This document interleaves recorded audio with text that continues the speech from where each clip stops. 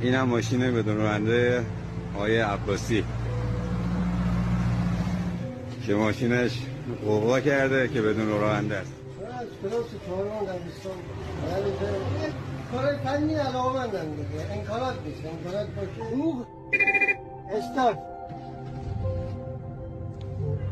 آقای عباسی چیزی کنترلش میکنید؟ این خودش دوربین داره؟ از طریق دوربیناش؟ این با چیزای خراب درست شده، چیزای انکارات.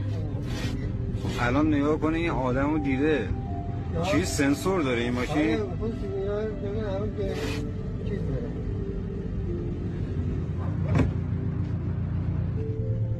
همینجوری میبینید بدون دست آقای عباسی فرمون میچرخه. خاصه ما اینه که امکانات